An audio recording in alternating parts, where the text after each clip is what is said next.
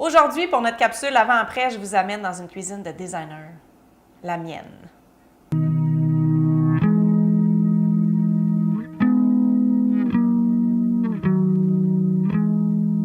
Quand mon mari et moi avons visité la maison, c'était, comment dire, particulièrement ancré dans les années 90.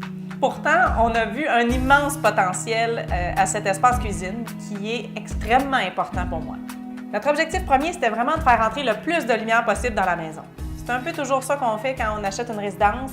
On a décidé d'agrandir, voire de tripler la fenêtre au-dessus de l'évier. Et puis, on a non seulement tombé à une porte patio, mais à 3. Le point focus de la cuisine, c'était vraiment la vue sur l'extérieur. De mon côté, ce que je veux dans une maison, c'est d'avoir le plus grand îlot possible. C'est pas compliqué, on récupère tout l'espace possible. C'est vraiment d'étirer la cuisine au maximum, voire d'entrer un peu dans la salle à manger. On a séparé pour ne pas avoir l'air d'un îlot de type saucisse. On est allé avec 2 types de matériaux, c'est-à-dire le marbre, dont je vous ai déjà parlé, et une espace dinette en plaquage de bois. Mon marbre permet de réchauffer une cuisine qui aurait pu tomber dans la rigidité. Le noir, le blanc, ça peut être très aseptisé.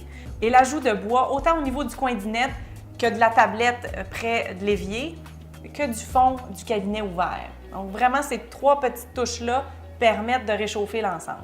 Au niveau de la quantité de rangement, une chose est sûre, dans ma cuisine, je ne veux pas de cabinet de haut. De la façon dont je pouvais mettre des cabinets de haut au-dessus de la cuisinière, donc en intégrant la hotte, j'arrivais avec une asymétrie qui ne me plaisait pas. Donc, la boîte était pour moi la meilleure des solutions. Ça me permettait d'alléger mon décor, ça me permettait de mettre en valeur mon backsplash en marbre. Pour m'assurer d'avoir assez de rangement dans la cuisine, comme j'avais éliminé tout ce qui était en hauteur, il fallait que je maximise le mur de grand. Donc, je savais là, que ça chiffrait rapidement à chaque fois que j'ajoutais un grand cabinet. Donc, la façon dont on a pensé le dessiner, tout simplement, le gyps coûte moins cher que du MDF laqué. Donc, on est venu créer une boîte pour permettre d'intégrer autant le garde-manger que le vaisselier.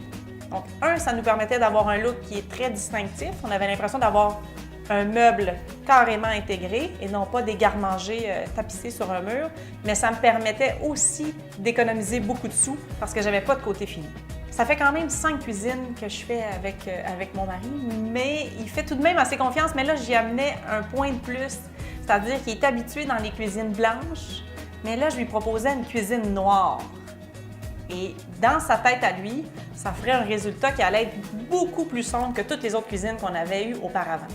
Vous aurez constaté que malgré le fait qu'il y a beaucoup de noir dans les cabinets, la cuisine ne sort pas du tout sombre.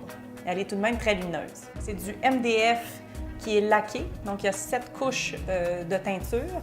Ce matériau nous donne une plus grande latitude au niveau des choix de couleurs.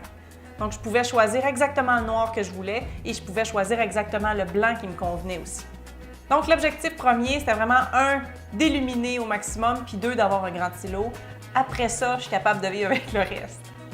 Sans blague. On avait un budget respecté aussi, donc il fallait ne pas dépasser plus ou moins 25 000 en cabinet et en comptoir. Ça peut paraître beaucoup, mais c'est un budget qui est tout de même restreint. Il faut s'assurer de faire le dessin en conséquence. Nous, la chance qu'on a, c'est que mon mari est particulièrement manuel et fait la majorité des travaux, donc on n'a pas ce budget-là à planifier. La cuisine, au final, on est aux alentours de 27 000 $. On avait un 5 500, 6 000 de comptoir et un 21 000 en cabinet, prise de mesure, livraison et installation. La cuisine a maintenant déjà 3 ans et on l'aime comme au premier jour, signe qu'on a bien pensé nos besoins et qu'elle a été bien conceptualisée aussi.